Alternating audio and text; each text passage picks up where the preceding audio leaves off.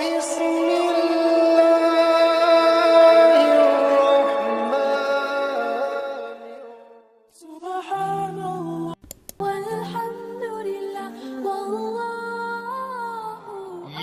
ലത്തീഫ് എന്ന് പറയുന്ന ഒരു അല്ലാഹു തആലാന്റെ അസ്മാഉൽ ഹുസ്നയിൽ പെട്ട ഒരു പേരാണല്ലോ ഈ ലത്തീഫ്. പലവരും ചെല്ലുമ്പോ ലത്തീഫ് ലത്തീഫ് ലത്തീഫ് എന്ന് ആവാറുണ്ട്. ലാമിന്റെ ശേഷം പുല്ലില്ലാത്ത ത്വാ ആണ്, ലത്തീഫാണ്. ചിലപ്പം സാധാരണക്കാര് ചെല്ലുമ്പോ യാ ലത്തീഫ് യാ ലത്തീഫ് യാ ലത്തീഫ് എന്നാകും, പുല്ലില്ല താഴ്. അപ്പൊ അർത്ഥം മാറിപ്പോകും. എന്നോ എനിക്കറിയില്ല, എന്തോ ഒരു കാര്യം പറഞ്ഞപ്പോ യാ ലത്തീഫ് എന്നുള്ള ഇസ്മ് 16,641 വട്ടം. എത്ര? 16,641 വട്ടം ഇശാ നിസ്കാരത്തിന്റെ ശേഷം ഒളുഓട് കൂടെ ഒരേ ഇരുത്തത്തിലായി ചൊല്ലിത്തീർത്താൽ എണ്ണം കൂടാനും പാടില്ല, എണ്ണം ചുരുങ്ങാനും പാടില്ല. അങ്ങനെ ചൊല്ലിത്തീർത്താൽ പിന്നെ അവിടെ യാ ലത്തീഫ് എന്ന് 129 വട്ടം ചൊല്ലി ഒരു പ്രത്യേകമായ ദിക്ർ ചൊല്ലാൻ, ചെറിയ ഒരു ദിക്ർ, പിന്നെ 129 വട്ടം. അങ്ങനെ ഇമാം ദുമൈരി റളിയല്ലാഹു തആല അൻഹു തന്റെ കിതാബ് ഹയാത്തു ഹയവാനുൽ കുബ്ര എന്ന് പറയുന്ന കിതാബിൽ വളരെ കർക്കശമായി പറയുന്നുണ്ട്. അതിന്റെ എണ്ണം ഈ യാ ലത്തീഫ് എന്നതിന്റെ 16,641 പ്രാവശ്യം ചൊല്ലുമ്പോ ഒന്ന് കൂടാനും പാടില്ല, ഒന്ന് ചുരുങ്ങാനും പാടില്ല. മനസ്സിലായോ? അങ്ങനെ കറക്റ്റായിരിക്കണം. അതിന് മഹാൻ പറഞ്ഞത് 129 മണിയുള്ള ഒരു തസ്ബീഹുമാല തയ്യാറാക്കുകയാണ്. അത്രയും കറക്റ്റായിരിക്കണം അതിന്റെ എണ്ണം, അത്രയും കറക്റ്റായിരിക്കണം അതിന്റെ എണ്ണം. 129 മണിയുള്ള ഒരു മാല, അങ്ങനെ 129 പ്രാവശ്യം ചൊല്ലിക്കഴിക്കുക. മാഷാ അല്ലാഹ്. അതപ്പോ 129 പെരിക്കണം 129. 129 മണിയുള്ള ഒരു മാലയിൽ 129 പ്രാവശ്യം ചൊല്ലിയാൽ 129 പെരിക്കണം 129 സമം 16,641. ഇങ്ങനെ ചൊല്ലിത്തീർത്താൽ അവന്റെ എന്ത് ഉദ്ദേശമാണെങ്കിലും അത് പൂർത്തിയാവുന്നതാണ്.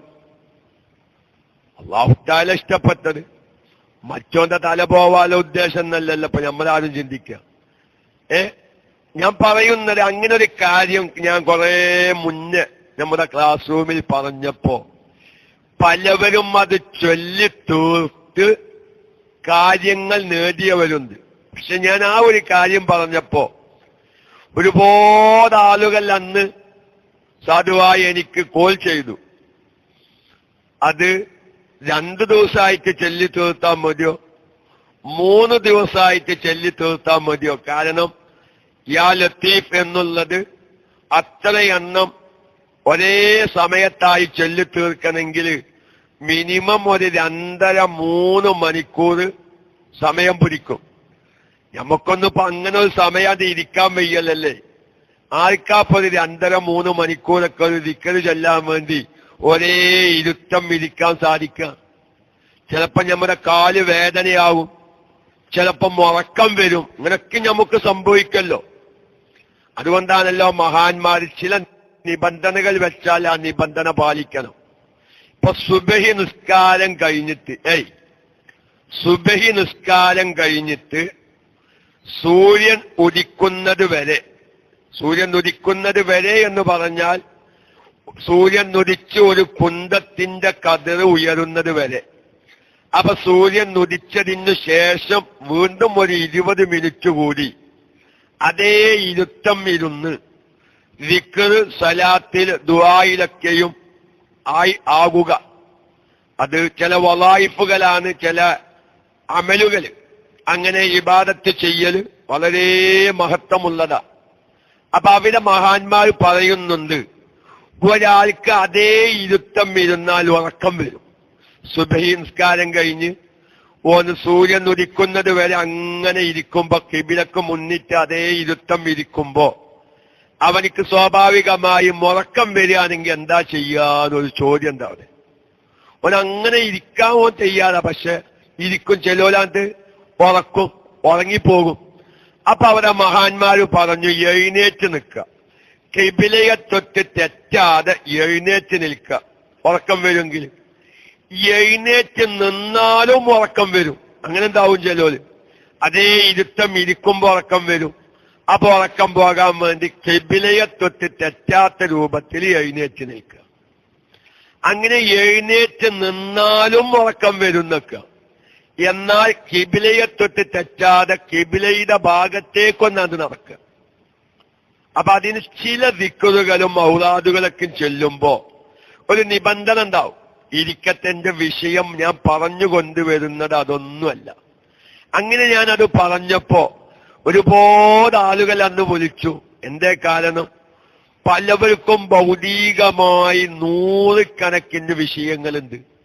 വിസ ശരിയാവാത്ത പ്രശ്നം, അറബി ശമ്പളം തരാത്ത വിഷയം, അറബി ശമ്പളം കൂട്ടിത്തരാത്ത വിഷയം, മക്കളെ വിവാഹം ചെയ്തു കൊടുക്കേണ്ട വിഷയം, വീട് പണി പൂർത്തിയാവാത്ത വിഷയം, അഞ്ചന ഗൾഫിലേക്ക് കൊണ്ടുവരേണ്ട വിഷയം, മക്കളെ ഗൾഫിലേക്ക് കൊണ്ടുവരേണ്ട വിഷയം. അപ്പൊ ഈ കാര്യങ്ങളൊക്കെ നേടിയെടുക്കാം.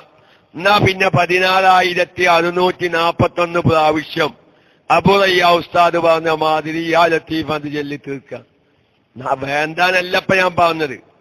അപ്പൊ ഞമ്മക്ക് എന്ത് വിഷയത്തിലും നമ്മുടെ ഭൗതികം തന്നെയാണ് മുൻപന്തിയിൽ.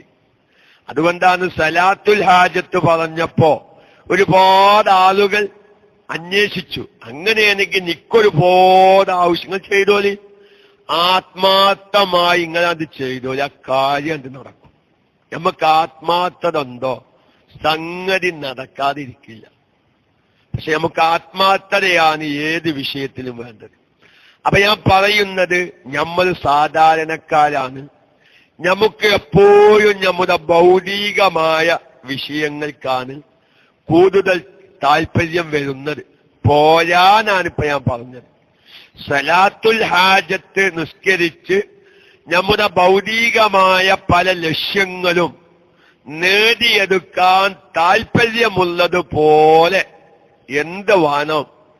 പടച്ചവനെ, എനിക്ക് ഇബാദത്തിൽ ഒരു താല്പര്യമില്ല, എനിക്ക് നല്ല സദസ്സിൽ ഇരിക്കാൻ ഒരു താല്പര്യം തോന്നുന്നില്ല, എനിക്ക് നല്ലത് കേൾക്കാൻ താല്പര്യം തോന്നുന്നില്ല, എപ്പോഴും എനിക്ക് ഭൗതികമായ ചിന്തകളാണ് എന്ന് അതൊരു ഒഴിവായി എനിക്കെപ്പോഴും ഒരു ആത്മീയമായ ചിന്ത ലഭിക്കണം. എനിക്ക് സ്വലാത്ത് ചെല്ലാൻ തോന്നണം, എനിക്ക് ദിക്ർ ചെല്ലാൻ തോന്നണം എന്നുള്ള ആവശ്യം നിറവേറ്റിയെടുക്കാൻ ആത്മീയമായ വിഷയത്തിൽ എനിക്ക് പ്രത്യേകമായ താല്പര്യമുണ്ടാവാൻ ഞാൻ ഒരു 2 റക്അത്ത് സലാത്തുൽ ഹാജത്ത് നിസ്കരിക്കട്ടെ. ഒന്നുമില്ല, നോക്കിങ്ങൾ, എനിക്ക് എന്റെ ഹബീബിന്റെ മുഖം ഒന്ന് കാണണം, എന്റെ ഹബീബിന്റെ മദീനയിലെത്തണം, എനിക്ക് ഹജ്ജ് ചെയ്യണം, എനിക്ക് ഉംറ ചെയ്യണം, എന്റെ മക്കൾ സ്വാലിഹീങ്ങളാവണം, എന്റെ കുടുംബം ഖൈറിന്റെ അഹ്ലികാരാവണം എന്നുകൂടി നമ്മുടെ കൽബിൽ വരണം. അല്ലാഹു തആല തൗഫീഖിനെ പ്രദാനം ചെയ്യട്ടെ. ഞാനൊരു അനുഭവം ഞങ്ങൾ ആരും വിഷമിപ്പിക്കാൻ പറഞ്ഞതല്ലോ.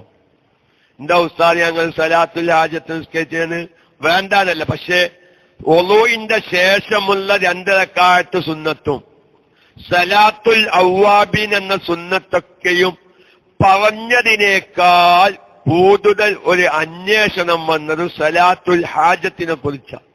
കാരണം നമുക്ക് ഭൗതികമായ പല വിഷമങ്ങളുണ്ട്. എന്നാ പിന്നെ 2 റക്അത്ത് സുന്നത്ത് നിസ്കരിച്ചൊന്ന് ദ്വാരന്ന് ആ ഭൗതികമായ വിഷയങ്ങളൊന്ന് നേടിയെടുക്കാം. അൽഹംദുലില്ലാഹ്, വിരോധമൊന്നുമില്ല.